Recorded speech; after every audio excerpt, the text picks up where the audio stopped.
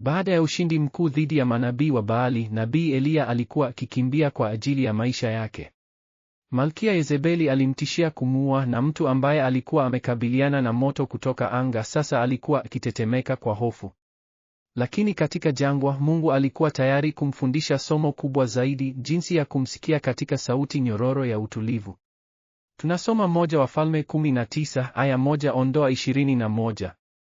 Ahabu alimwambia Yezebeli yote ambayo Eliya alifanya na jinsi alivyowaua manabii wote wa Baali kwa upanga. Ndipo Yezebeli akamtumia mjumbe kwa Eliya akasema, miungu na inifanye hivi na zaidi, kama kesho wakati huu sitakuwa nimekufanya wewe kama mmoja wao. Eliya alipoona hayo, akainuka akakimbia ili aokoe maisha yake. Akafika Beersheba iliyoko Yuda, akamwacha mtumishi wake pale. Yeye mwenyewe akaenda safari ya siku moja hadi jangwani, akakaa chini ya mti wa mkongwe. Akaomba afe, akasema, basi sasa, Bwana, chukua maisha yangu, kwa maana mimi si bora kuliko babu zangu. Akalala na kulala chini ya ule mti. Ghafula malaika akamgusa akamwambia, amka ule. Akatazama, na hapo karibu na kichwa chake kulikuwa na mkate uliokaushwa kwenye makaa ya moto na chungu cha maji. Akala na kunywa, kisha akalala tena. Malaika wa Bwana akaja mara ya pili akamgusa akamwambia, amka ule, kwa maana safari ni ndefu kwako. Akainuka akala na kunywa, akaenda kwa nguvu za chakula hicho siku 40 usiku na mchana hadi Horebu, mlima wa Mungu. Pale akafika kwenye pango akalalako. Neno la Bwana likamjia akamwambia, unafanya nini hapa, Eliya? Akajibu, nimekuwa mwenye wivu kwa ajili ya Bwana Mungu wa majeshi, kwa sababu wana wa Israeli wameacha agano lako, wamezibomoa madhabahu zako na wamewaua manabii wako kwa upanga. Mimi tu ndiye niliyebaki, nao wanatafuta kuniua. Akamwambia, toka nje usimame mlimani mbele za Bwana. Bwana akapita, upepo mkuu wenye nguvu ukavunja milima na kuvunja miamba mbele za Bwana, lakini Bwana hakuwa katika ule upepo. Baada ya upepo palikuwa na tetemeko la ardhi, lakini Bwana hakuwa katika tetemeko la ardhi. Baada ya tetemeko la ardhi palikuwa na moto, lakini Bwana hakuwa katika moto. Baada ya moto palikuwa na sauti nyororo ya utulivu. Eliya aliposikia hiyo akafunika uso wake kwa vazi lake, akatoka nje akasimama mlangoni pa pango. Kuna mambo mengi tunayosahau katika hadithi hii ya Eliya. Kwanza, Eliya alikuwa akiishi chini ya utawala wa Malkia Yezebeli, mwanamke aliyetawala kwa mikono ya chuma. Hii inatuonyesha kwamba wakati wa Eliya, wanawake waliweza kuwa na mamlaka makuu ya kisiasa, na Yezebeli alitumia mamlaka hiyo kubana watu wa Mungu. Pili, andiko linasema Eliya alilala chini ya mti wa mkongwe. Huu ni mti maalum ambao unaweza kuishi kwa miaka 1000. Mungu alimchagua mahali pa usalama chini ya kizazi cha mti ambao umeshuhudia mamia ya miaka ya historia. Tatu, malaika alimpa Eliya chakula mara 2, chakula cha kawaida hakingamtosha kwa safari ya siku 40. Hii ilikuwa ni chakula cha kimungu kinachofanana na mana katika jangwa. Chakula hicho kilimpa nguvu za ajabu. 4, mlima Horebu ndio mahali ambapo Musa alipokea sheria, sasa Eliya anafika mahali hileile kumsikiliza Mungu. 5, sauti nyororo ya utulivu katika Kiebrania ni kol demama daka, maana yake ni sauti ya unyenyekevu mkuu, kama mnongono wa mapenzi. Si kelele, si mshindo, ni sauti ambayo inahitaji masikio ya dhamiri kuisikia. Wanyamapori wa mlimani wa Horebu walishuhudia kitu cha ajabu siku hiyo.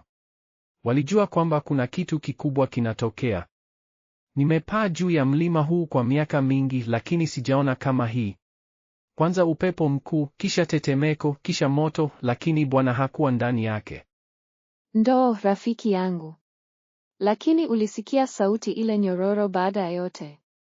Hii ndiyo sauti ambayo inapeleka amani moyoni. Mwanadamu anajifunza kusikiliza kwa namna mpya. Eliya, nabii huyu mkuu, alijifunza kitu muhimu leo. Mungu si katika vurugu au mshindo. Yu katika utulivu. Hata sisi wanyamapori tunajua kwamba ndovu mkuu husogea kwa utulivu, si kwa kelele. Na tazama jinsi alivyofunika uso wake kwa vazi lake.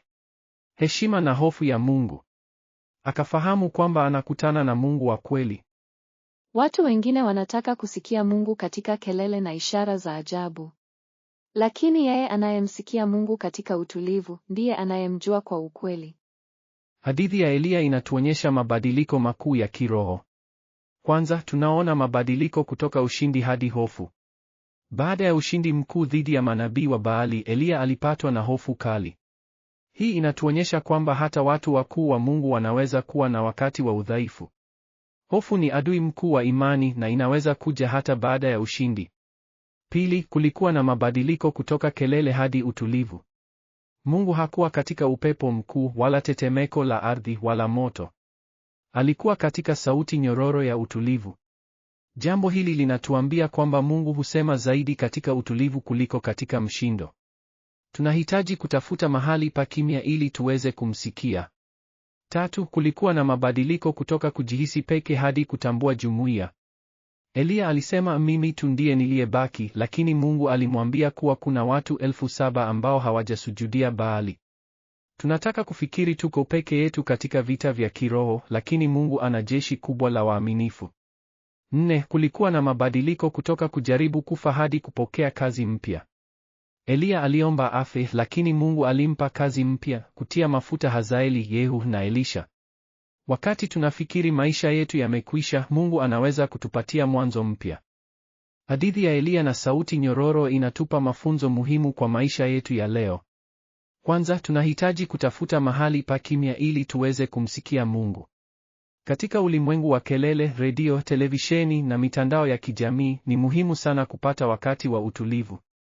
Mungu husema zaidi wakati tunapotulia kuliko tunapokuwa na haraka. Pili, tusijihisi tuko peke yetu katika mapambano ya kiroho. Kama Eliya alivyofikiria yeye ni peke yake, sisi pia tunaweza kufikiri hivyo. Lakini Mungu ana watu wengi ambao wako imara katika imani. Tunahitaji kutafuta na kuungana na jumuiya ya waumini. Tatu, hata katika hofu na udhaifu, Mungu ana mpango kwa ajili yetu. Eliya aliogopa, lakini Mungu alimpa chakula cha kimungu, alishuhudia utukufu wake na alimpa kazi mpya. Hofu yetu haimbadilishi mapenzi ya Mungu kwetu. 4, tusifanye maamuzi makubwa wakati tuko katika hali ya kihisia. Eliya aliomba afe alipokuwa akihisi vibaya, lakini Mungu alimsubiri hadi apate utulivu. Tunahitaji kujifunza kusubiri hadi tupate hekima ya Mungu kabla ya kufanya maamuzi muhimu. 5, tujifunze kusikiliza sauti ya Mungu katika mambo madogo ya kila siku, si tu katika mambo makubwa. Sauti nyororo ya Mungu inasikika zaidi katika utulivu wa asubuhi, katika dua za kimya na katika mawakili ya Roho Mtakatifu. Tuombe pamoja kwa ajili ya uwezo wa kumsikia Mungu katika utulivu. Baba wa anga, tunakushukuru kwa sababu wewe ni Mungu wa sauti nyororo. Unatusaidia kufahamu kwamba hutukabili tu katika nguvu na maajabu, lakini pia katika utulivu na upole. Tusamehe kwa nyakati tulizokuwa tunafuata kelele za ulimwengu badala ya kutafuta utulivu wako. Tupatie moyo wa kusikiliza zaidi na kusema kidogo. Tufundishe kutengewa wakati wa kimya kila siku ili tuweze kukusikia. Kama Eliya alivyojifunza kumsikia katika sauti nyororo, tujifunze sisi pia kuwa makini kwa sauti yako. Tuimarishe imani yetu wakati wa hofu na utupe ujasiri wa kuendelea na kazi uliyotupatia. Kwa jina la Yesu, amina. Kumbuka, Mungu yu karibu nawe zaidi kuliko unavyofikiria. Sauti yake ni nyororo, lakini ni yenye nguvu ya kubadilisha maisha yako kabisa. Leo tafuta utulivu, sikiliza kwa makini na msikie anayekuita kwa jina lako. Jiandikishe kwa maudhui zaidi ya kusoma Biblia.